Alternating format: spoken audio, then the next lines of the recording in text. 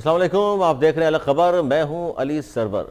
हुकूमत की 3 साल कारकर्दगी पर आज हम प्रोग्राम कर रहे हैं कि जी पाकिस्तान तहरीक इंसाफ की हुकूमत ने 3 साल में ऐसे क्या कारहाय नुमाया सर अंजाम दिए हैं जिससे आवाम को फ़ायदा पहुँचा हो। गो कि अपोजिशन का कहना है कि जी वाइट पेपर जारी करेंगे अब तक की जो कारकर्दगी रही है PTI हुकूमत की। सिंध वाहिद सूबा है जहाँ PTI की हुकूमत नहीं है, बाकी 3 सूबों में भी ज़ाहिर है PTI की ही हुकूमत है। तो जब हम बात करेंगे कारकर्दगी के हवाले से तो वफाकी हुकूमत की कारकर्दगी की हम बात करेंगे, और गो के सूबे भी शामिल हैं उसमें, और जहाँ 3 सूबों में गवर्नमेंट है PTI की वो भी शामिल होगी। पीपल्स पार्टी की ज़ाहिर 3 साल नहीं हुए, पाकिस्तान पीपल्स पार्टी को हुकूमत करते हुए 13-14 साल हो चुके हैं सिंध में, और इसकी कारकर्दगी भी ज़ेर बहस लाएंगे। लेकिन मेन फोकस जो है आज के प्रोग्राम का हमारा वो यही है वफाकी हुकूमत की 3 साल कारकर्दगी के हवाले से, और बहुत सारे जहद हैं जिस पर हम बात कर रहे हैं। मैशत के हवाले से बात करेंगे, रोज़गार के हवाले से बात करेंगे, हम बेरोज़गारी के हवाले से गुफ्तगू होगी, और जिस तरह शौकत तरीन वज़ीर ख़जाना ने ये कहा था कि जी समत दुरुस्त नहीं है, जब वो उसके बाद हलफ उठाने के बाद से लेकर अब तक की जो कारकर्दगी है मुआशी हवाले से यही बात करेंगे। लेकिन सियासी हवाले से भी जो कारकर्दगी रही है पाकिस्तान तहरीक इंसाफ की वो भी आज ज़हर बहस लाएंगे और अपने मौजूद मेहमानों के सामने रखेंगे, क्योंकि हुकूमत और इत्तेहादियों के दरमियान रंजिशें भी होती रही हैं। और टफ टाइम की बात की जाए अपोजिशन की जानिब से तो PTM के प्लेटफॉर्म से ज़रूर टफ टाइम दिया गया था, लेकिन वहाँ से पाकिस्तान पीपल्स पार्टी बाहर आ गई है, तो अब इतनी ज़्यादा मजबूत नहीं रहा PTM का प्लेटफॉर्म। गो कि उन्होंने जल से जुलूस और रैलियों का भी ऐलान कर रखा है, और कराची में 29 तारीख को उनका जलसा भी है, लेकिन उनका भी अब फोकस जो आ गया है वो हुकूमती कारकर्दगी पर आ गया है। जो शुरू में बयानिया था अपोजिशन का वो था इस हुकूमत को हम तस्लीम भी नहीं करेंगे और उसे घर भेजने तक सड़कों पर ही रहेंगे, लेकिन अब बात ये छोड़ दी है, और वोट की इज्जत दो का जो बयानिया था नून लीग का वो भी किसी हद तक हमें मान पड़ता या सर्द पड़ता नज़र आता है, क्योंकि ख़ासतौर पर कश्मीर इलेक्शन के बाद से नून लीग और पाकिस्तान पीपल्स पार्टी आमने सामने भी नज़र आई, लेकिन किसी हद तक बैकडोर डिप्लोमेसी भी कामयाब रही, क्योंकि कश्मीर में हमने देखा कि वहाँ मुश्तरका उम्मीदवारी सामने लाए थे और वो हार ज़रूर गए लेकिन 16 वोट हासिल किए थे। पंजाब में पाकिस्तान तहरीक इंसाफ एक नए कैंडिडेट को सामने लाई उस्मान बुज़दार की शक्ल में, जिसका दिफा अभी तक इमरान खान साहब कर रहे हैं। पाकिस्तान का आबादी के लिहाज से सबसे बड़ा सूबा है और वहाँ जो कारकर्दगी होनी चाहिए थी वो अब तक की नहीं रही है। इसी तरह बाकी 2 सूबों में भी अच्छा बहुत सारी चीज़ें कही गई थी, कहा गया था जी सिविल सर्विस में रिफॉर्म्स लाएंगे, पुलिस के हवाले से भी उन्होंने कहा था, ब्यूरोक्रेसी के हवाले से, ये तमाम जो नारे और दावे PTI ने 22 साल में कहा भी था हम वर्क कर कर आए हैं, लेकिन उसके बाद कहा कि जी फर्स्ट टाइम गवर्नमेंट में आए हैं तो हमें इतना पता नहीं था। और अब सर्वेज हो रहे हैं मुख्तलिफ, और उन सर्वेज के हवाले से अगर हम बात करें तो सबसे जो बड़ा मसला पाकिस्तानी कौम को दरपेश है इस वक्त वो है महंगाई के हवाले से। तकरीबन 78% लोग हैं ऐसे आज़ाद दरा ये कहते हैं जो महंगाई से बहुत ज़्यादा मुतासिर है, और वो समझते हैं कि पाकिस्तान का सबसे बड़ा जो मसला है इस वक्त आवाम को दरपेश वो महंगाई है। इसके अलावा आजकल जो बहुत हम बात कर रहे हैं जी मीडिया के हवाले से भी, अगर 3 साल की कारकर्दगी आज और थोड़ी सी उस पर भी हम बात करेंगे कि आज़ादी इजहार की बात करते आए हैं इमरान खान साहब, और उन्होंने कहा भी था जी मैं अगर आज हुकूमत में आया हूँ तो उसमें बड़ा किरदार जो रहा है वो मीडिया का रहा है। मीडिया ने बड़ा सपोर्ट किया है इमरान खान साहब को, और इमरान खान साहब भी बहुत ज़्यादा मीडिया के हवाले से कहा करते जी बिल्कुल जिस तरह यूरोप में अमेरिका में दीगर ममालिक की मिसालें दिया करते थे, लेकिन 3 साल में इमरान खान साहब ने जिस तरह मीडिया को चलाया है और जिस तरह डिक्टेट किया है इसकी भी मिसाल नहीं मिलती। इस पर हम बात करेंगे। हमारे साथ मौजूद हैं मुस्लिम लीग नून के सीनियर रहनुमा हैं, member national assembly Nisar Cheema साहब। खुश आमदीद निसार चीमा साहब आपका प्रोग्राम में। जी जी भाई जी, आप खैरियत से हैं जी? जी बिल्कुल। अच्छा निसार चीमा साहब क्या कहेंगे PTI के 3 साल? सबसे पहले मैं जानना चाहूँगा कि आप ठीक है अपोजिशन में हैं, लेकिन गवर्नेंस के हवाले से अगर मैं आपसे बात करूँ कि वफाकी हुकूमत की गवर्नेंस, इस पर आप क्या कहेंगे, कैसी रही है अब तक की PTI की हुकूमत की गवर्नेंस? देखिए गुजारिश ये है, मैं आपको पूरी बयानदारी से मैं आपके सामने ये बात रखना चाहता हूँ कि ये हुकूमत जो है PTI की हुकूमत, ये दौर पिछला 3 साल का, ये हमारे मुल्क की तारीख का बदतरीन दौर जो है वो समझा जाएगा, इसको याद रखा जाएगा। और इसने इस हुकूमत ने पिछले 3 साल में जो रिकॉर्ड कायम किए हैं बदकिस्मती से, वो इस तरह के मनफी रिकॉर्ड हैं, अफसोसनाक रिकॉर्ड हैं, जिनकी मिसाल इस मुल्क में इसकी तारीख में नहीं मिलती। आप देखिए कि उन्होंने 3 साल में महंगाई के नए रिकॉर्ड कायम किए, बेरोजगारी के नए रिकॉर्ड कायम किए, इन लोगों ने लाकानूनियत और बदतरीन गवर्नेंस के नए रिकॉर्ड कायम किए। इस हुकूमत ने झूठे वादों, झूठे दावों के नए रिकॉर्ड कायम किए। आपको याद है 1 करोड़ नौकरियां, 50 लाख घर, तो है कि हर शख्स की जुबान पर है। बिल्कुल। फिर ये है कि आपने झूठे दावे अंदाजा कर लें कि हम 200 अरब डॉलर बाहर से लाएंगे, 100 अरब डॉलर IMF के मुंह पे मारेंगे, और ये है कि बाकी 100 अरब डॉलर आवाम पे खर्च करेंगे। वो किधर गए सारे दावे? यानी नए रिकॉर्ड। फिर आप देखिए कि यानी इत्तेफाक के नाम पे बदतरीन इंतजाम के नए रिकॉर्ड, नए रिकॉर्ड। इसकी मिसाल नहीं मिलती जिस तरह इन्होंने ऑपोजिशन के साथ ये किया है। फिर जरा गौर फरमाएं कि इस हुकूमत ने यानी नए सिरे से लोगों को बेरोजगार करने का नया रिकॉर्ड कायम किया। नौकरियां क्या देनी थी, नए सिरे से बेरोजगार इतने लोगों को, करोड़ लोग जो है वो अब ये है कि ये बेरोजगार हैं। और अच्छा, इसमें लेकिन सर आप गुर्बत से मेरी बात सुन लीजिए। जी जी जी। खत्ते गुर्बत से नीचे नीचे जितने लोग गए हैं, अंदाजा करने इस दौर में इसकी भी मिसाल नहीं मिलती हमारे मुल्क की तारीख में। फिर अपने करेंसी को, अपने कदर रुपए को, उसकी कदर को बेकदर करने का, डीवैल्यू कर दिया। जी बिल्कुल ठीक है। हाँ, अंदाजा कर लें। फिर ये है कि अपने इदारों पर इल्जाम तराशी, अपने वतन को बदनाम करने का रिकॉर्ड। इन्होंने ये कहा जाके ईरान में कि ईरान के खिलाफ पाकिस्तानी सरजमीन दहशतगर्दी के लिए इस्तेमाल होती थी। इन्होंने ये फरमाया हमारे वज़ीर आज़म साहब ने कि अलकायदा के दहशतगर्दों को ISI ने ट्रेनिंग दी, अंदाजा कर लें। फिर ये है कि ये जी वो गरीब का खेल किस्म की सूरत। यानी आप ये कह रहे हैं निसार साहब कि ये सफारती महाजों पर भी नाकामी है गवर्नमेंट की, और दाखिली महाज पर भी नाकामी है। फिर देखिए यू टर्न के नए रिकॉर्ड जी, इसकी मिसाल नहीं मिलती हमारे मुल्क की तारीख में। फिर ये कि हर शोबे में जिस तरह नाकामी हुई, जिस तरह मीशत, आपको पता है जब इनको हैंड ओवर की हुकूमत हमने, उस वक्त GDP ग्रोथ 5.8 पे थी, जो एक बार मुफ्ती चली हमारी मुल्क की तारीख में सबसे ज्यादा। पहली बार ऐसा हुआ, पहली बार। अब भी ये है कि ये यानी ये 3 पॉइंट समथिंग के दावे करते हैं, जो 3.9 ये इन्होंने कहा है जी, तरक्की बिल्कुल अंदाजा कर लें। फिर ये है कि सरकारी मुलाजमतों में यानी उनकी पोस्टिंग ट्रांसफर में सरकारी अफसरान की उनकी जो सियासी मुदाखलत के नए रिकॉर्ड, इस तरह की ये है कि ये आज तक नहीं हुआ जिस तरह की सियासी मुदाखलत अभी हो रही है। बिल्कुल, इन्होंने तो ये कहा था, इन्हें मेरी गुजारिश सुनने के MP MLA तो एक तरफ रहे, मेरे अपने जिले में गुजरांवाला में हारे हुए इनके कैंडिडेट जो थे, हारे हुए लोगों के कहने पे ये पोस्टिंग ट्रांसफर हो रही है। बदतरीन यानी मुदाखलत, सियासी मुदाखलत के नए रिकॉर्ड। फिर देखिए हर शोबे में जिस तरह इनकी नाकामी हुई। खारजा पॉलिसी की हालत ये है कि आज इनकी समझ नहीं आ रहा, पूरी दुनिया जो है तालिबान से मुज़ाकरात कर रही है, अमेरिका कर रहा है, चीन कर रहा है, रूस कर रहा है, और ये जो है ये खैर से मेजबानी किनकी कर रहे हैं, जो जिनको अवाम ने वहाँ पे अफगान अवाम ने मुस्लिम कर दिया है। यानी ये कि सिलेक्टेड हुक्मरान अफगानिस्तान के रिजेक्टेड एलिमेंट्स की मेजबानी कर रहे हैं, अंदाजा कर लें ये हालत है। सिलेक्टेड जो है इलेक्टेड की निगरानी कर रहे हैं, जो अफगान हुकूमत की इजाजत के बगैर काबुल में अफगानिस्तान में दाखिल नहीं हो सकते। अच्छा इसमें अच्छा निसार ठीक है सर, मैं समझ गया। जाहिर इस हवाले से आज आपकी क़यादत ने प्रेस कॉन्फ्रेंस की है, उन्होंने कहा है कि जी वाइट पेपर हम भी जारी करेंगे। अच्छा, इनका ये कहना है सर, बिल्कुल ठीक है, आप तो जाहिर वाइट पेपर लाएंगे, उसमें तमाम चीज़ें तफसील से आपकी अब पूरी अपोजिशन जाहिर जमातें मौजूद हैं वो लाएंगे। अच्छा, ये बताइए सर, ये कह रहे हैं कि मईशत के हवाले से जैसे आपने बात की कि बेरोज़गारी बड़ी है और मईशत का जो समत है वो उसी के पता नहीं चल रहा हमें तो दुरुस्त है या नहीं है। तरक्की की रफ्तार 5.2 पर आप छोड़कर गए थे, 3.9 पर अब बड़ी मुश्किल से पता नहीं वो भी लेकर आए नहीं आए, और फास का घोरक धंधा है। ये कहते हैं जी क्योंकि पूरी दुनिया मुतासिर हुई है कोरोना से पिछले 1.5-2 साल से, तो जाहिर है मईशत तो हमारी लड़खड़ानी ही थी। तो जवाब ये है जी क्योंकि कोरोना है, कोरोना की वजह से बेरोज़गारी बढ़ी है, बहुत सारी जो है फैक्ट्रीज़ हैं, सनतें हैं बंद हुई हैं, जिसकी वजह से बेरोज़गारी तो बढ़ेगी। उसके बावजूद भी हमने फिर भी काफ़ी हद तक बेहतर रखा है। ये जो जवाब है सर, इस पर आप क्या कहते हैं कि वाकई ये बात तो दुरुस्त है, पूरी दुनिया मुतासिर है इससे? तो देखिए ये कि ये उज़रे गुनाह बदतर गुनाह, ये भी है कि अपनी नाकामियों की मलबे पिछली हुकूमतों पे कभी डालते हैं, कभी कोरोना के पीछे छुपने की कोशिश करते हैं। कोरोना की वबा आने से पहले ये मईशत का बेड़ा गर्क कर चुके थे। असल बात यह है कि इनकी नाअहली है, बदइंसामी है, नालायकी है, जिसके साथ पूरी कौम भुगत रही है।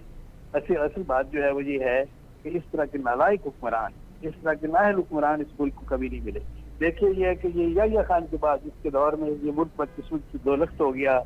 इमरान खान के इस दौर को मुल्क का स्यातरीन बदतरीन दौर जो है वो उसके तौर पे याद रखा जाए। अच्छा, ये जो कह रहे हैं कि जी हम तो हेल्थ कार्ड दे रहे हैं और एहसास प्रोग्राम हमने शुरू कर दिया, कफालत प्रोग्राम शुरू कर दिया, और खाने के यार बहुत सारे इंतजाम हम ऐसे कर रहे हैं, बेरोजगारों के लिए घर भी है, तमाम चीज़ें हम तो लेकर आ रहे हैं लोगों के लिए। इसको किस निगाह से देखते हैं सर आपके? ये इस तरह के इंतजाम गो के नाकाफी तो ज़रूर हैं, लेकिन खुशाइंद नहीं समझते आप इनको?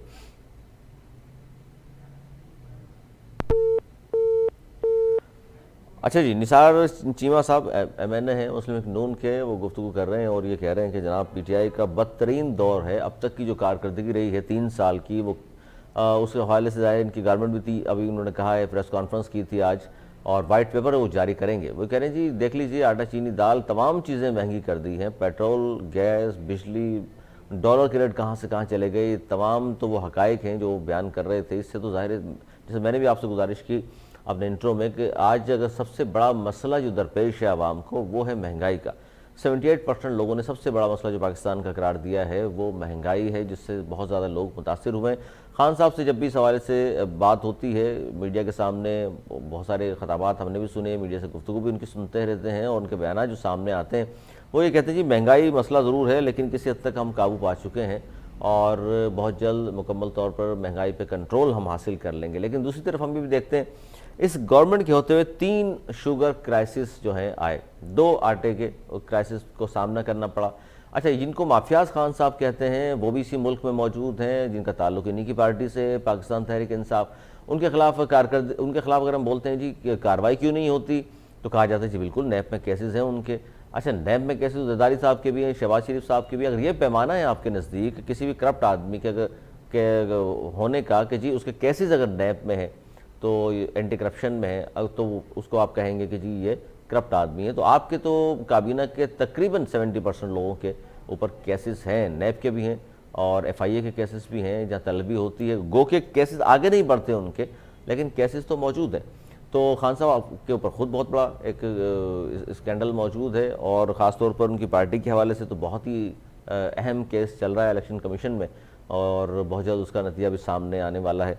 हम एक और भाई इस जो टॉपिक है हमारा आज का 3 साल कारकर्दगी, इसमें सबसे पहली जो चीज़ है वो गवर्नेंस के हवाले से हमने बात की, और गवर्नेंस के बाद मईशत और बहुत सारे दायरे सियासी दाखिली जितने भी महाज हैं उन सब पर ही हम बात कर रहे हैं कि जी कहाँ कहाँ इस हुकूमत ने बेहतर काम किए हैं और कहाँ कहाँ ये हुकूमत अब तक नाकाम नज़र आई है, या कोशिश गो की है गवर्नमेंट ने लेकिन कामयाबी नहीं दे सकी।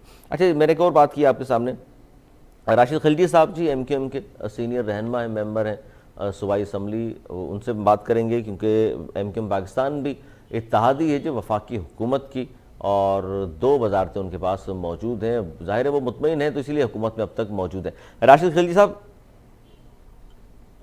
जी, अस्सलाम वालेकुम। अस्सलाम वालेकुम। राशिद खिलजी साहब, हम बात कर रहे हैं कि आप MQM पाकिस्तान भी इत्तेहादी है वफाकी हुकूमत की, और 3 साल इस हुकूमत को हो गए, और हम बात कर रहे हैं जी कौन कौन से ऐसे काम किए हैं इस हुकूमत ने जिसको हम समझें कि जी आवाम के लिए बहुत अच्छे इकदाम किए गए हैं, जिसकी वजह से किसी हद तक आवाम को रिलीफ मिला है। आप इत्तेहादी होने की हैसियत से पहले जवाब दे दीजिए, आप लोगों को क्या लगता है कि अब तक की कारकर्दगी वफाकी हुकूमत की क्या रही है? देखिए, बुनियादी तौर पे मादी में भी मुत्तहदा कौमी मूवमेंट मुस्लिम लीग नून और पीपल्स पार्टी से इत्तेहाद में रही, और लाजमियत सियासत के अंदर जब आप सियासी प्रोसेस का हिस्सा बनते हैं, कौमी असम्बली और सूबाई असम्बली में आते हैं, तो आपकी कोशिश होती है कि आपकी जमात हुकूमत बनाए ताकि आप अपने वोटर्स के जो मसाइल हैं उन्हें तरजीही बुनियाद पर हल कर सकें। बदकिस्मती ये रही कि वफाक के अंदर हम तो इस दफ़ा इत्तेहादी हैं, लेकिन सूबे में पिछले 7 साल से हम अपोजिशन में। इस दौर को जो हम देखते हैं तो उस दौर के अंदर PTI की जानिब से हम लाजमियत बहुत सारे सवालात हैं, कारकुनान के जहनों में भी हम ये समझते हैं कि जो PTI से हमें तवक्कात थी वो उस स्पीड से पूरी नहीं हुई जिस स्पीड से होनी थी। अलबत्ता जैसे मैं अगर हैदराबाद के हवाले से बात करूं तो हैदराबाद का एक बहुत देरीना मसला था हैदराबाद की यूनिवर्सिटी का, और उसके अलावा यहाँ पिछले 7 साल में सिंध गवर्नमेंट की तरफ से कोई सिंगल पेनी नहीं दी गई। अच्छा, खर्च ही नहीं की गया हैदराबाद में, ये कहना चाह रहे हैं आप? जी, हैदराबाद और कराची दोनों जगह यही पोजीशन थी कि वहाँ बल्दियाती इदारों को प्रॉपर फंडिंग नहीं की जा रही थी जो सिंध गवर्नमेंट का डोमेन था, जबकि बिलियन ऑफ फीस हमसे टैक्स के जरिए ये कलेक्ट करते हैं हैदराबाद और कराची से, और कराची तो मोर देन 90% फीड करता है पीपल्स पार्टी की जो सिंध हुकूमत है उसको टैक्सेस की सूरत में। अच्छा, इसमें लेकिन वो ये कहते हैं सर, वो ये कहते हैं पीपल्स पार्टी वाले कि जी आप जब कराची की बात करते हैं कि जी कराची से 90% रेवेन्यू जाता है पूरे सिंध को, तो सिंध का हिस्सा है कराची भी, तो ये अलग से क्यों हमें बताया जाता है कि जी कराची दे रहा है? नहीं देखें, अगर कराची को सिंध का हिस्सा समझते हैं तो सिंध के इस हिस्से के लिए वो पैसे भी रखे ना। आप बजट बुक उठा के देख लें, कोई एक ऐसी अच्छी स्कीम यह कराची के नौजवानों के लिए रोजगार का मसला हो उसे उठा के देखते हैं। ठीक है, बिल्कुल सही कह रहे हैं सर, कोई भी मेगा, ठीक है सही कह रहे हैं आप। एक बात मैं अपनी पूरी कर लूं, पिछले 10 साल में जितनी जॉब दी गई, जो ग्रेड 1 से 4 तक की जो लोकल जॉब होती हैं और ग्रेड 1 से 16 तक की जो जॉब्स होती हैं, वो भी उसमें प्रेफरेंस उन डिस्ट्रिक्ट को देनी है जिसके अंदर वो इदारे कायम है। तो कराची के अंदर अगर आप देखेंगे, कराची के अंदर चाहे लोकल गवर्नमेंट के इदारे हों या वो डिपार्टमेंट जो डायरेक्ट पर्टेन करते हैं कराची के शहरियों को सिविक फैसिलिटीज प्रोवाइड करने से, उन इदारों में भी जाली डोमिसाइल की बुनियाद पर पीपल्स पार्टी ने अपने लोग लाके भरे। ठीक है, ये कैसी बात है, जब टैक्स लेने के वक्त आता है तो आप बोलते हैं कराची सिंध का हिस्सा है, जब टैक्स खर्च करने का वक्त आता है, डेवलपमेंट की बात आती है, तो आप बोलते हैं क्योंकि आप इत्तेहादी हैं वफाक के तो वफाक से लें। अच्छा, इसमें इसमें तवक्कुफ कीजिएगा राशिद खलील साहब, इसमें बात यह है, आपकी बात जुज़वी तौर पर बिल्कुल दुरुस्त है, कराची के साथ सौतेली माह का सलूक किया गया है माजी में भी और अब भी शायद हो रहा हो, लेकिन चूंकि आप ज़ाहिर वफाक में आप मौजूद हैं, हुकूमती इत्तेहादी हैं। अच्छा, कराची के हवाले से जब हम बात करते हैं जी, एक तो हमें एक पॉइंट तो ये मिलता है कि चूंकि कराची के लोग पीपल्स पार्टी को वोट नहीं देते तो शायद इसलिए नज़रअंदाज किया जाता है, लेकिन कराची के अलावा बाकी सिंध के जितने अजला है जहां से पाकिस्तान पीपल्स पार्टी को वोट मिलता है, सर वहां कौन से कारहाय नुमाया सर अंजाम दिए हैं पीपल्स पार्टी ने जो हम ये गिला करें कि जी कराची को नजरअंदाज कर दिया, बाकी सूबों में बहुत पैसा खर्च कर दिया? देखें, हम ये समझते हैं कि कराची के छोड़ के जो देही सिंध के लोग हैं उनके साथ भी कोई अच्छा सलूक पीपल्स पार्टी ने रवा नहीं रखा। ऐसा ही, लेकिन ऐसा ही जहां से हम ने वोट लिए, जहां से हम सेलेक्ट हुए, हम उन इलाकों से सेलेक्ट हुए कि जो सबसे ज्यादा टैक्सेस देते हैं, प्रोविंशियल गवर्नमेंट हो या फेडरल गवर्नमेंट हो, उनको जो टैक्स सबसे ज्यादा कलेक्ट होता है वो सिंध के अर्बन एरिया से होते हैं। हम जब यहाँ देखते हैं तो वो बेसिक 21वीं सदी में जब लोगों को पीने का पानी नहीं मिलेगा, सेहत की बुनियादी सहूलियात नहीं मिलेंगी, तालीम इदारों की सूरत इंतहाई खराब होगी, और 18th अमेंडमेंट के बाद बहुत सारे जो सब्जेक्ट हैं जैसे सेहत है, जैसे तालीम है, ये सूबाई अब सब्जेक्ट हैं, ये अब वफाकी सब्जेक्ट नहीं है। इस पे काम होना चाहिए था। ठीक है, ये मैं आपको अली सरोवर भाई ये बताऊं, इनके यहाँ ये आलम है कि हैदराबाद के अंदर जो फेडरल यूनिवर्सिटी, क्योंकि यूनिवर्सिटी नहीं बन सकती, तो फेडरल डिग्री अवार्डिंग इंस्टीट्यूट की बात हुई, इमरान खान साहब ने उसका इफ्तिताह भी किया, प्राइम मिनिस्टर साहब ने। कहाँ पर किया था सर? उसके लिए ये इस्लामाबाद में इफ्तिताह किया था, और उसके लिए हैदराबाद तशरीफ ले आते सर, कोई जगह मख्तस की जाती, वहां का फिता करता। नहीं, वही मैं आपको बता रहा हूँ, वो जगह भी हमने पॉइंट आउट की, उसके लिए फेडरल बजट के अंदर पैसे भी रखे गए। उसके बाद जब एक अप्रूवल के लिए हमने सिंध गवर्नमेंट से राब्ता किया, तो वो तकरीबन 1 साल होने को आ रहा है। सिंध गवर्नमेंट के जो हमारे वजीर आला है, उन्होंने भी वादा किया कि ये जमीन हम आपको दे देंगे, और उसकी पेमेंट दे रही है फेडरल गवर्नमेंट। ये नहीं कि आपसे, तो मसला क्या है सर, फिर मसला क्या है, बीच में रोका हुआ क्यों है काम? मसला ये है कि सिंध हुकूमत, सिंध पर जो हुक्मरान हैं, उनके एक साबिका वजीर तालीम पीर मदुल हक साहब ने अलल ऐलान कहा था कि हैदराबाद की यूनिवर्सिटी मेरी लाश पर बनेगी। सर उसके बाद मैंने राशिद खलील साहब, उसके बाद मैंने 2-3 ऊपर तले उनको इंटरव्यू किए और यही बात मैंने सामने रखी थी उनके, वो ये कह रहे हैं जी तोड़ मरोड़ का मेरा बयान शाया किया गया, मेरा तो अपना ताल्लुक हैदराबाद से, मैं क्यों नहीं चाहूंगा कि यहाँ यूनिवर्सिटी बने।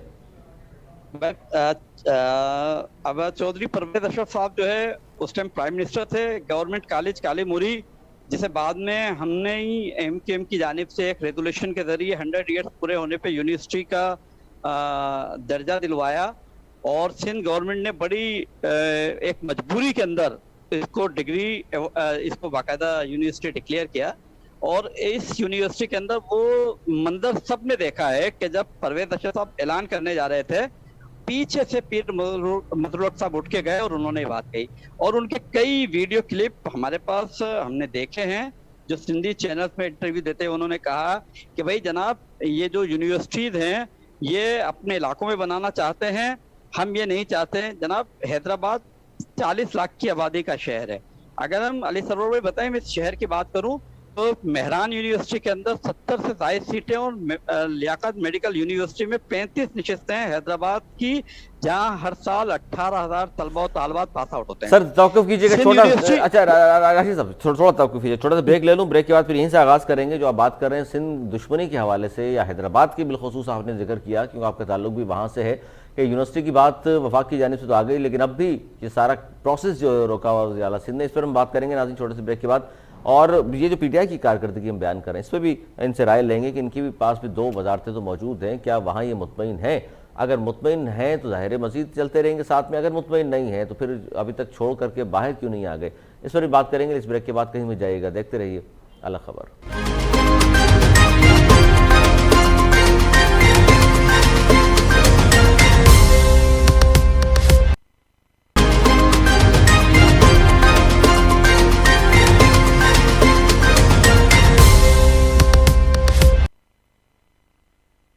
प्रोग्राम में एक बार फिर खुश आमदीद। हम बात करें राशिद खिलजी साहब मेंबर सिंध असम्बली हैं, एमक्यूएम पाकिस्तान संघ का ताल्लुक है, और बात कर रहे थे राशिद खिलजी साहब के जनाब एक यूनिवर्सिटी का वादा जो किया था, सिंध गवर्नमेंट के हवाले से बात की, फिर हमने वफाक से बात की, तो एक इफ्ताह ज़रूर किया खान साहब ने इस्लामाबाद में बैठकर हैदराबाद यूनिवर्सिटी के लिए।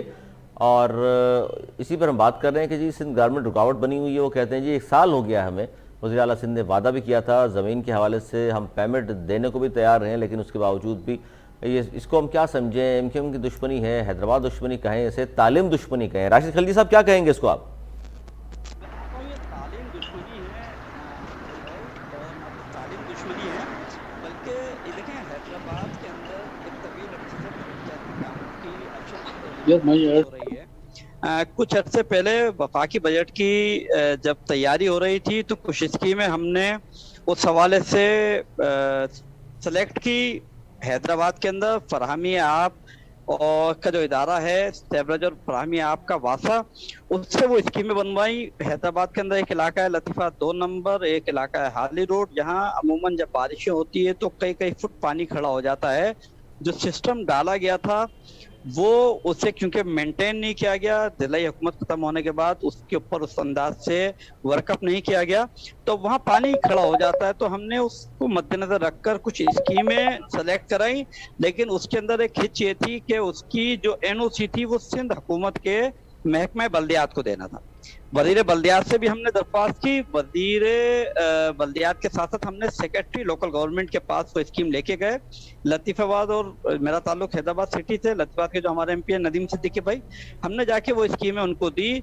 आज उस बात को बजट आए हुए भी मैं समझता हूँ आज जून के अंदर बजट आ गया था और अब अगस्त चल रहा है, अभी तक उस पे एनओसी 2-3 महीने हो गए हैं अब तक नहीं। अच्छा इसमें चले, ये तो सिंध हुकूमत की कारकर्दगी मैंने जैसे शुरू में भी कहा था, ये वो स्कीमें हैं जिसका फायदा डायरेक्ट शहदाबाद के शहरियों को मिलता, लेकिन ये स्कीमें सिर्फ इसलिए डेवलपमेंट की स्कीमों को एनओसी नहीं दी गई। अच्छा इसमें राशिद खिलजी साहब मैंने जो सवाल किया था, ठीक है सर, आपके वर्कर्स को मिलता, ये जाहिर है मैं तो कहता हूँ नहीं, एमक्यूएम के वोटर्स को हैदराबाद के शहरियों को मिलता। असल मसला है, हाँ असल बात यही है सर, हैदराबाद के शहरी और कराची के शहरियों को मिलता है ये तमाम काम अगर हो जाए। अच्छा जब हम पीपल्स पार्टी वालों को ये कहते हैं जी आप काम नहीं करते हैदराबाद में, बिलखुसूस कराची में, तो उस पर इसलिए आपको शायद यहाँ से सीटें भी नहीं मिलती, इसलिए वोट नहीं मिलता, तो उन्होंने ये कहा कि जनाब अगर ये बात है तो इस बार देख लीजिए एमक्यूएम भी काम नहीं करती थी, तो एमक्यूएम भी का जो साइज है सुकड़ कर सिमट कर अब 6-7 सीटों तक आ गया है। इसका मतलब है कराची के लिए आप लोगों ने भी काम नहीं किए। राशिद खिलजी साहब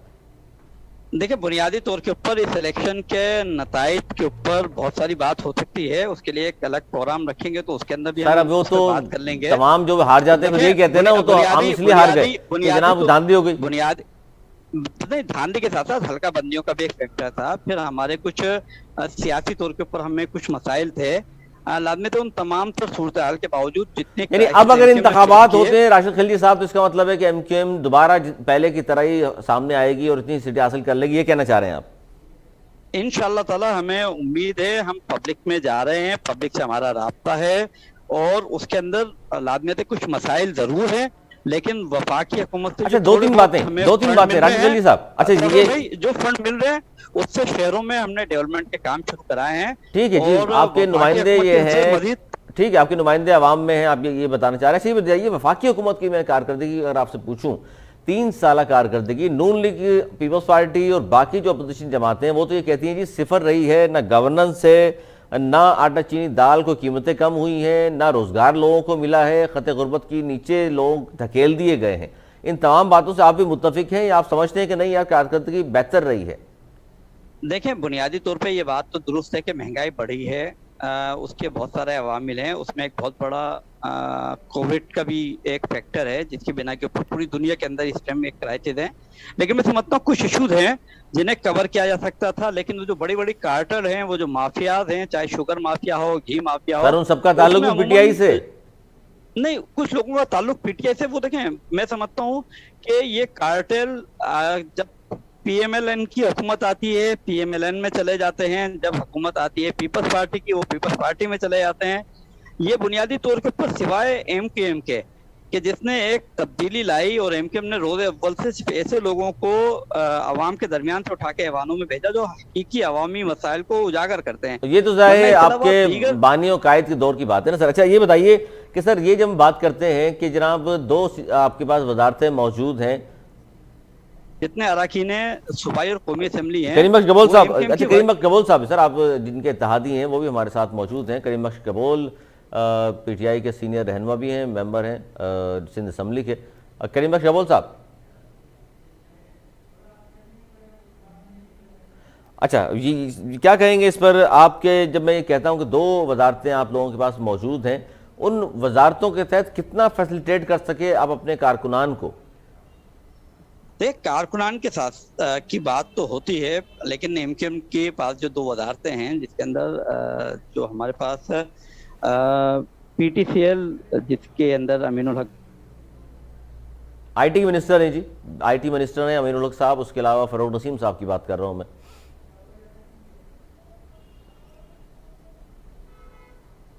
भाई है, उसके अंदर कुछ काम हो। हेलो हेलो हेलो जी जी सर, आवाज आ रही है आपकी। इंफ्रास्ट्रक्चर को बेहतर किया जा रहा है। तो देखिए, बुनियादी तौर के ऊपर ये जो इदारे हैं, ये वो इदारे हैं कि जहां से लोगों को आप सर्विसेज प्रोवाइड कर सकते हैं, वो एमकेएम प्रोवाइड कर रही है। अच्छा एक बड़ा सर आप देखिए, आपके राशिद खलील साहब जब माहिदा हुआ इस गारमेंट से पीटीआई की, तो 12 ये तहरीरी माहिदा हुआ, तहरीरी माहिदा 12 नुकात पेश किए गए कि इन पर अमल दरामद करना था पीटीआई ने। अच्छा उन पर तो अमल दरामद नहीं हुआ, लेकिन उसमें जो चीज़ें शामिल नहीं थी वो आपने हासिल कर ली, यानी 2 वजारतें नहीं लिखी थी वो तो आपने ले ली, लेकिन 12 चीज़ों पे कब बात करेंगे उनसे आप? 11 आपको याद होगा 162 अरब का वादा किया गया, 1100 अरब का वादा किया गया, और ये रकम जाहिर कराची में अगर आ जाए तो बहुत सारे काम हो सकते हैं। इस पर क्यों बात नहीं करते आप? देखिए, बुनियादी तौर पे मैंने आपको बताया कि उन सब चीजों पे बात हो रही है, और एमकेएम ने बीच के अंदर अच्छा सर तवक्को कीजिए, गबोल साहब से भी बात कर लें क्योंकि जाहिर गवर्नमेंट की बात कर रहे हैं। जी राशिद खलील साहब कंप्लीट कीजिएगा।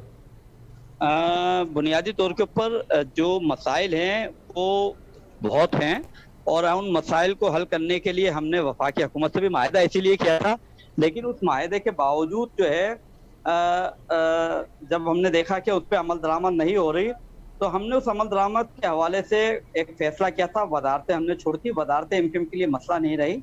हम जब मुनासिब तहरीक फैसला करेगी, एमकेएम की लीडरशिप फैसला करेगी, हम वजारतें भी छोड़ देंगे। लेकिन हम ये समझते हैं कि जितना हम पार्लियामेंट के अंदर किरदार अदा कर रहे हैं, जितना वफाकी काबीना में कराची के मसाइल को उजागर अच्छा नहीं कर वो रहे हैं, ठीक है, आप आवाज तो बिल्कुल बुलंद कर रहे हैं, लेकिन जिस तरह लोग अमूमन ये कहते हैं जी कराची के जो वोटर हैं, सब वोटर हैं आपके, वो ये कहते हैं कि जब वफाकी हुकूमत की कारकर्दगी अच्छी नहीं है, कराची के लिए भी कुछ नहीं कर पा रहे आप लोग, तो फिर हुकूमत में बैठने का, झंडे वाली गाड़ी का फिर क्या फायदा है? पोर्टफोलियो लेने का, वजारत का। एमकेएम अली सरूर भाई, हुकूमत के अंदर जरूर हम बैठे हुए हैं, और झंडे वाली गाड़ियों का एमकेएम को शौक भी नहीं है। मादी में भी एमकेएम को जब मौका मिला, एमकेएम ने इन वजारतों को ठोकर मार के बाहर आ गए। लेकिन हम ये समझते हैं अच्छा इस वक्त जो सूरत ठीक है। अच्छा गबोल साहब से पूछना सर, जिनके इत्तेहादियां, गबोल साहब आप क्या कहेंगे? हम बात कर रहे थे कि 3 साल में आपकी कारकर्दगी अब तक की जो रही है, वफाकी हुकूमत की भी, और ज़ाहिर सिंध में तो आप अपोजिशन में, उससे ज़ाहिर आप मेंबर हैं सिंध असम्बली के ज़रूर, लेकिन ताल्लुक तो आपका ज़ाहिर पीटीआई से, तो मुतमईन है अब तक की कारकर्दगी? क्योंकि इत्तेहादी जो हैं आपके वो मुकम्मल मुतमईन नहीं है आपकी कारकर्दगी से, अपोजिशन की तो मैं बात ही नहीं कर रहा। बिस्मिल्लाहिर्रहमानिर्रहीम। सबसे पहले तो आपका शुक्रिया, और दूसरी बात यह है कि यहाँ हमारे यहाँ आज जो है वो मोबाइल के सिग्नल नहीं आ रहे हैं। नेट पर मैं आपसे बात कर रहा हूँ। और दूसरी बात यह है कि मैं बिल्कुल मुतमईन हूँ, और जो हमारे यहाँ पीटीआई के तरफ से एमएलएस को वजीर आजम साहब ने जो बजट दिया, और वो बजट कराची में लग रहा है, तो बिल्कुल ही मैं उस बजट से जो है वो मुतमईन हूँ। अवाम के मसाइल हल हो रहे हैं, अवाम को हम डिलीवर कर रहे हैं। सर डिलीवर और कहाँ पर कर रहे हैं ये तो पूछ रहे हैं, क्योंकि आपने तो कहा था सिविल सर्विस में रिफॉर्म्स आएंगे, पुलिस रिफॉर्म्स होगी, ब्यूरोक्रेसी की रिफॉर्म्स होंगी, और लॉ एंड ऑर्डर तब्दील होगा, थाना कल्चर तब्दील होगा। सर ये कहाँ है, आप मुझे बताएंगे ये? तो माजरत से देखें, सिंध में तो हम जो है वो अपोजिशन में है ना। सर वफाक ये कुछ वफाक हम में, सिंध सर में वफाक में आप हैं, 3 सूबों में आप हैं। बिल्कुल 3 सूबों में हैं। और ये खान साहब ने कहा है, और लेकिन देखें वहां पर तो भी खान साहब सादा ने कहा है तो आप अक्सरियत है, जिम्मेदार नहीं है। हमारे पास दो तिहाई अक्सरियत नहीं है। और हमें जो है वो नेक्स्ट टेन्योर और चाहिए, तो फिर उसमें अच्छा ये, इंशाल्लाह अच्छा वोट लेते हुए दो। आपने ये नहीं कहा था हमें कि जी 5 साल कम होंगे, हमें कम से कम 10 साल दें तो फिर हम कुछ करेंगे? जी जी बिल्कुल, इसमें दो राय वाली बात ही नहीं है। और कम से कम जो है ना वो यानी आप आप तो किसी फिर को भी। गबोल साहब हार मान रहे हैं, इसका मतलब ये कह रहे हैं कि जी इन 5 सालों में हम कुछ नहीं कर सकेंगे, हमें अगर मजीद एक और टेन्योर मिला तो ही हम कुछ करेंगे, अब तक हम कुछ नहीं कर सके हैं। साफ सुथरी बात यह है। देखें, आपकी बात आपके बात को डिनाई तो खैर नहीं की जा सकती, लेकिन ये है कि सर बड़ी बात है करीम बख्श साहब, आप नेक्स्ट जाहिर जरूरी है है। आप स्ट्रेट एक फॉरवर्ड आदमी हैं, सच बोलते हैं, इसलिए आपने तस्लीम भी कर लिया। हालांकि इत्तेहादी जो हैं आपके एमकेएम राशिद खलीली साहब तो कह रहे हैं नहीं अच्छी कारकर्दगी रही है अब तक की, इसलिए हम बैठे हुए हुकूमत मैं में। नहीं, देखें राशिद कारकर्दगी खलीली में साहब तो देख कोई शक लें, नहीं जिनकी है। हुकूमत है वो कह रहे हैं मैंने कि आपको बात आप सही कह रहे हैं, कारकर्दगी नहीं हो सकी अब तक हमारी।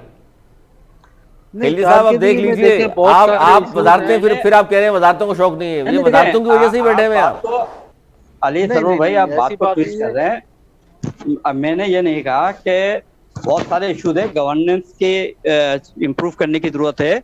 मैंने आपसे, अगर मेरी आप बात पूरी होने देते अच्छा नहीं नहीं, मैं तो आपकी तरफ तो आ रहा हूँ, आपके मैं जरा सवाल का जवाब मिल नहीं नहीं जाता। ठीक है, मैंने मैं आपको यही करीम कहा था बख्श से कि जो शुगर माफिया है, मैं आ रहा हूँ उसकी तरफ। शुगर माफिया जाहिर ही जानते हैं करीम बख्श भी तो। करीम बख्श साहब, ये जो माफियाज के बारे में इमरान खान साहब बार बार दावे करते रहे कि जनाब इनको मैं एनआरओ नहीं दूंगा, लेकिन सर अब तक तो वो सारे बाहर हैं, जेलों में तो कोई भी नहीं है। मैं ये समझ रहा हूँ कि खान साहब ने ये कहा है जरूर, लेकिन ये है कि उसमें इतना हम नहीं कर पा सके जितना जो है वो हमने कहा था कि हम वाकई इनको एनआरओ नहीं देंगे। लेकिन ये है कि कुछ मजबूरियां हैं, अब वो आप लोग भी समझ सकते हैं कि एक गवर्नमेंट को चलाने के लिए जाहिर है इन्हीं लोगों की हमें जरूरत पड़ेगी। नंबर्स तो चाहिए। इसलिए अच्छा मैं कह देखिए रहा हूँ ये कि गबोल साहब, मुझे तो आज प्रोग्राम में बड़ा डर लग रहा है कि आप जिस तरह गुफ्तगू कर रहे हैं, फिरदौस शमीम नकवी साहब ने भी की थी, तो फिर क्या हाल हुआ उनका? तो देख लें, आप जो जितना सच बोलना चाह रहे हैं, ये मीडिया पे कह रहे हैं, आप सारी चीजें खान साहब तक पहुंची हैं, अगर ये चीजें, तो फिर मुश्किल हो जाएगी आपकी सीट। मैं आपको बताऊं कि मुझे किसी किस्म का कोई डर और खौफ नहीं है। मैं पीटीआई के अंदर हूँ, रहूंगा। और अगर मेरे खिलाफ कोई एक्शन लिया जाता है, शोकाज लिया जाता है, तो मैं उसका मैं जवाब दूंगा। लेकिन हक और सच की बात मैं अपने पार्टी को भी कहूंगा। गो कि यहाँ इस वक्त जो है वो सिंध में अच्छा जी, राब्ता मुनक़ता हो गया जाहिर है, और जिस तरह की बात वो करें राशिद खलीली साहब, ये तो अब देख लीजिए आप, अब मैं इसमें क्या आपसे सवाल करूं, आपके सामने जिनकी हुकूमत है वो मुतमईन नहीं है, और जो मैं तो इत्तेहादी हैं अली वो भाई, मुतमईन है। सर आप दो वजारतों में नहीं हम मुतमईन है मुतमईन हम भी नहीं है, मुतमईन हम भी नहीं है, ग्रीवेंसेस हमें भी हैं, उसका इजहार भी हम करते हैं। लेकिन आपने जो सवाल पूछा था, क्योंकि मेरी बात पूरी नहीं, बात पूरी होती तो आपके सवाल का जवाब भी मिल जाता कि देखिए, बुनियादी तौर के ऊपर हमने हुकूमत को छोड़ के बाहर भी आए, हमने ट्रेजरी बेंचों को नहीं छोड़ा। मादी में भी इस तरह का एक लोग कहते रहे कि एमपीएम कुछ गेन करने के लिए हुकूमत छोड़ के बाहर आती है, तो हमने मौका दिया, वजारतें भी छोड़ी, लेकिन उसके बाद फिर यकीन दहानी कराई गई और हमने वापस से कैबिनेट ज्वाइन अच्छा की। यकीन दहानी पर ही लेकिन तो उसके आए। अच्छा ठीक है राशिद खलीली साहब, गबोल साहब ये तो यकीन दहानी पर वापस आ गए, कह रहे हैं नहीं इसलिए हमने कारकर्दगी अच्छी नहीं थी, वजारतें छोड़ दी थी, दोबारा अगर वजारतें ली हैं, वापस आए, इत्तेहादी बने आपके, तो आप लोगों ने कुछ वादे किए हुए, इनसे लिख के वादे किए हैं बाकायदा, और अब तक पूरे नहीं जी किए जी आपने। बिल्कुल, देखें वादे किए हैं, और इंशाल्लाह अल्लाह में मुझे उम्मीद है कि वो वादे पूरे होंगे अपने टाइम के मुताबिक। जो जो इनको टाइम दिया गया था उस टाइम सर फ्रेम इनसे के मुताबिक वादे वो पूरे वादे- करेंगे आप इंशाल्लाह कह रहे हैं, अवाम से जो किए हैं खुदा के लिए उन पे भी इंशाल्लाह कहें, वो कब पूरे करेंगे? इंशाल्लाह देखिए आवाम को डिलीवर हो रहा है, पीटीआई की तरफ से हो रहा है डिलीवर। देखिए एमएनए इस वक्त पूरे कराची के अंदर काम हो रहे हैं, मासवाए चंद चंद सर एमएनए के ईमानदारी से सवा। बताइए, ईमानदारी से बताइए, 3 साल में उस्मान बुजदार लग रहा है आपको डिलीवर करेगा? देखिए आप कराची की बात कर रहे हैं, फिर आपने एकदम छलांग मारी उस्मान बुज़दार पे, तो मैं तो एक्चुअल तो कराची के हवाले से, सिंध के हवाले से मैं बात नहीं करना सर, चाह रहा सिंध था। में तो मैं इसलिए ज्यादा बात नहीं कर रहा हूँ ना, सिंध में तो जाहिर है कारकर्दगी 13-14 सालों की पीपल्स पार्टी की है ही नहीं ना। मैं आपका जो जी। ताल्लुक पीटीआई से है और आपके इत्तेहादी भी जाहिर है वो वफाकी हुकूमत में, तो अब डिलीवर किस तरह हो रहा है? क्या डिलीवर महंगाई की सूरत में कर रहे हैं आप आवाम को, जिनके साथ वादे किए थे, जिन्होंने वोट दिया आपको? देखिए महंगाई सिर्फ पाकिस्तान के अंदर नहीं हुई है, महंगाई सर इंटरनेशनली है, सर और बल्कि इंटरनेशनल, सर पाकिस्तान बात सुने, वोट तो पाकिस्तानियों ने दिए ना, इंटरनेशनल अमेरिका वाले ने तो वोट नहीं दिया आपको। हम तो पाकिस्तान की बात कर रहे हैं। 4 सूबों में अगर आपको वोट मिले हैं तो उनको कब खुशखबरियां सुनाएंगे? एक तो खुशखबरी आपने सुना दी साफ सुथरे अल्फाज में जी। कि 5 साल में तो कुछ नहीं हो सकता, अगले 5 साल मिलेंगे तो इंशाल्लाह होगा। आप फिर क्या समझ रहे हैं कि इसी तरह चलता रहेगा और 2 साल रह गए आपके पूरे हो जाएंगे, नेक्स्ट टाइम वोट मिल गया आपको तो फिर देखा जाएगा? इंशाल्लाह नेक्स्ट टाइम भी वोट मिलेगा, और चूंकि आवाम जानती है कि हम हक और सच पर चलने वाले लोग हैं, और आवाम को डिलीवर भी कर रहे हैं। हमारे एमएनए, वजीर आजम साहब ने जो एमएनए को फंड रिलीज किया वो आवाम तक डिलीवर हो रहा है। सर तो जब कहाँ हो आवाम रहा को है सर? ये आपके अपने पूरे पूरे एमएनएस के अकाउंट में कुछ जा रहा होगा? क्योंकि महंगाई अगर देखें सर, आप कुछ चीज़ों का अद्वियात को सिर्फ मैं बयान करूं आपके सामने तो 500% अद्वियात महंगी हुई है। आटा 35 रुपए था, आज कहाँ चला गया? चीनी 52 रुपए थी, आप बेहतर जानते हैं आज कहाँ चली गई। पेट्रोल 95 रुपए था, आज कहाँ चला गया? ये तमाम वो चीज़ें हैं जो आम लोगों के हैं। बिजली की कीमतें बढ़ा दी आपने, रोजगार आप देने को तैयार नहीं, और ये तो फिर बड़ी बात है कि आप तो फिर भी सच कह रहे हैं। राशिद खलील साहब तो अभी भी फ्रंट फुट पे खेल रहे हैं।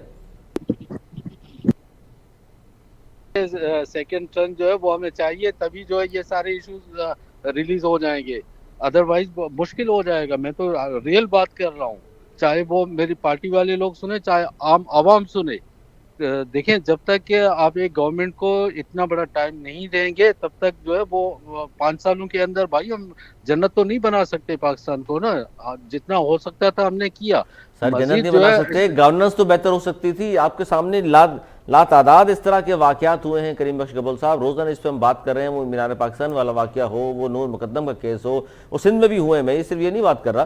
तो इस तरह की चीज़ें भी तो है ना, गुड गवर्नेंस के लॉ एंड ऑर्डर में तमाम चीज़ें आती हैं, इसमें भी आपकी कारकर्दगी बेहतर नहीं है। मैं मईशत की बात करूंगा तो फिर आप खुद मुल्की कर्जों में 12.5 खरब रुपए का इजाफा हुआ है, और मुल्क की जो जी। तरक्की की रफ्तार थी आपकी गवर्नमेंट आने से पहले 5.2 थी, 5.2, और अब आपकी खुद गवर्नमेंट कह रही है कि 3.9 रह गई है, या हुई है बल्कि इससे भी नीचे चली गई थी। देखें आपने मीनार पाकिस्तान की बात की, तो मैं ये आप क्लियर बता दूं, और बल्कि ये तो आ चुका है, मीडिया में भी आ चुका है, आपके भी इल्म में है कि ये मीनार पाकिस्तान वाला वाकया पाकिस्तान के खिलाफ एक जो है वो एक प्रूफ घंटा था, और उस प्रूफ घंटे को अवाम के ऊपर, पाकिस्तानी हमारी हुकूमत के ऊपर ये डिब्यूट करना चाह रहे थे, लेकिन सर किस तरह अल्हम्दुलिल्लाह प्रोपेगेंडा वो था भी ये? आज आपने नई बहस छेड़ दी हमारे प्रोग्राम के जरिए कि प्रोपेगेंडा था। वो तो खातून के साथ जो कुछ भी हुआ, 400 लोग नॉमिनेट हो गए, जिसमें से 60-70 गिरफ्तार भी हुए हैं। प्रोपेगेंडा किस तरह था ये? देखिए उसको ये तो आप आपके रियलाइज आपके करें। गवर्नमेंट की नाअहली थी, पुलिस वहां मौजूद नहीं थी, 14 अगस्त का वाकया है। तो गवर्नमेंट उसको रियलाइज कर रही है ना। देखें आज भी कोर्ट ने जो है वो उन लोगों को बुलाया, और क्योंकि ये अचानक तो नहीं हुआ। देखिए पंजाब ये गवर्नमेंट ने जाहिर डीआईजी को, एसएसपी को, एसएचओ को मुअत्तल किया, इसीलिए किया ना, कारकर्दगी बेहतर नहीं है। तो मैं इसलिए पूछ रहा हूँ आपसे, पुलिस रिफॉर्म साहब लेकर नहीं आए, आईजी धड़ाधड़ तब्दील करते रहते हैं, सिफारिशें लग रही हैं, वहाँ नया एसएचओ लग जाता है, सिफारिश पे एसपी तब्दील हो जाता है। हाँ, हमारे हुकूमत में अगर डीआईजी, एसपी, डीसी ये मुअत्तल हो जाते हैं, तो इसका मतलब ये है कि हम एक्शन ले रहे हैं ना। ऐसा तो नहीं है कि हम एक्शन नहीं ले रहे हैं। सर अगर एक्शन ले रहे होते और कानून इतना मजबूत होता, थाना कल्चर तब्दील हुआ होता, इस तरह के वाकयात में कमी आती, बढ़ती नहीं। तो देखिए मैं वही तो आपसे बार बार कह रहा हूँ कि थाना कल्चर या इस पूरे सिस्टम को चेंज करने के लिए 2/3 अक्सरियत की जरूरत है, जो कि इस वक्त हमारे पास नहीं है। अच्छा ये बात आप हमें सही कह अगर रहे हैं, 2/3 अक्सरियत, खान साहब ने भी कहा था 2/3 अक्सरियत मिलेगी तो मैं हलफ उठाऊंगा, लेकिन उसके बाद हलफ उठा लिया और अब फिर जवाब पेश हो रहे हैं। करीम बख्श गबोल साहब आप तो फिर भी सच कह रहे हैं, लेकिन खान साहब तो अब यू टर्न पे यू टर्न, कशकोल ज़ाहिर तोड़ने की बात उन्होंने की थी, IMF के पास नहीं जाऊंगा, खुदकुशी कर लूंगा, लातादाद बातें हैं जो बयान नहीं कर सकता। अब पूरा प्रोग्राम खत्म हो जाएगा इस पे। आप तो चले ठीक है, एक तवक्कुफ कीजिएगा, मैं राशिद खलील साहब से भी पूछ लूं, सर यही कारकर्दगी हुकूमत की रही जो कि है नहीं, तो क्या फिर भी MQM पाकिस्तान हिस्सा रहेगी या कोई अल्टीमेटम देने वाले हैं आज इस प्रोग्राम के जरिए कि जी अगले 1 माह में गवर्नमेंट अपनी सम दुरुस्त करती है तो ठीक है, वरना हम बाहर आ रहे हैं? देखें, ये बुनियादी तौर पे MQM का एक तरीक़ेकार है जो MQM का हायर शो में राब्ता कमेटी उस तक लादमी तक जितनी हमारी तजावीज़ होती हैं वो जाती हैं और अवामी नफ्स पे देखते हुए राब्ता कमेटी फैसले करती है। और मैं समझता हूँ इस चीज़ के हवाले से ये फैसला राशिद खलील साहब, 2 वजारतों का फैसला भी अवामी नफ्स से, अवाम ने कहा था आपके वोटर सपोर्टर ने कि 2 बुनियादी वजारतें तौर पकड़ के लें। ऊपर देखें अली सरोवर भाई, वजारतें मैंने आपको जैसे बताया ना कि इलेक्शन के बाद जब आप हुकूमत में जाते हैं तो आपकी ये कोशिश होती है कि अपने लोगों को फैसिलिटेट करें, तो क्या अपनी फैसिलिटेट आवाम किया के सर लिए अब कुछ तक? कर सके।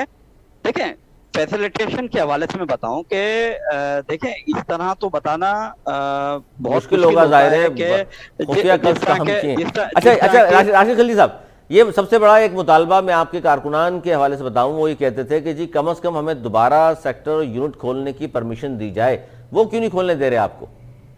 देखें, बुनियादी तौर के ऊपर MQM के दफातर की वापसी का मामला है, लापता साथियों का मामला है, उन पे लाजमियत खाली जो हमारे तहरीरी मायदे हुए थे उसमें भी शामिल थे और उसके ऊपर बात हुई है, कुछ साथी वापस भी आए हैं, कुछ दफातर हमें मिलने हैं जिसका हमसे वादा किया गया है। अब उसके अंदर लाजमियत फैसला साजी के अंदर बहुत सारे अवामिल भी शामिल है और बहुत सारे और फैक्टर भी हैं। और उनको उन सब तमाम कुछ शामिल। फैक्टर अच्छा को आखिरी सर, आखिरी मिनट में जाते जाते आप दोनों से एक आखिरी सवाल करूंगा, पहले करीम बख्श केबल साहब आप जवाब दीजिए, फिर राशिद खलील साहब आप, कि मुस्तफा कमाल साहब ने सिंध गवर्नमेंट के हवाले से कहा है कि जी वो बाहर निकल रहे हैं अनकरीब और इस गवर्नमेंट के खिलाफ वो बात करेंगे, अवाम सड़कों पर कह रहे हैं जब फैसला होगा, तो क्या आप लोग उनका साथ देंगे सिंध में? करीम बख्श केबल साहब पहले आप बता दीजिए। बिल्कुल ही नहीं, हम किसी को साथ नहीं देंगे और हमारी अपनी एक तरीक़ाकार है। अगर हम पीपल्स पार्टी के खिलाफ होंगे तो हम अपने हिसाब से जो है कर सकते हैं, हम गवर्नर राज लगा सकते हैं, हमारे पास बहुत सारे तरीके हैं। ठीक है, लेकिन जिनका हम साथ नहीं देंगे, किसी और ठीक है करीम बख्श केबल साहब। राशिद खलील साहब आप पीपल्स पार्टी की 14 बुनियादी साल तौर पे- कारकर्दगी पे वो बाहर निकल रहे हैं, अगर एहतजाज करते हैं तो क्या MQM भी साथ होंगे? MQM के कारकुनान भी, वोटर सपोर्टर, लीडरान? MQM ने कुछ हफ्ते पहले कराची में एक रैली की थी, अजीमुशान रैली थी, और हैदराबाद में भी रैली होनी थी। तो वो कोविड की काफी बिना है, पे इसका हमने मतलब है रैली- वो रैली काफी है।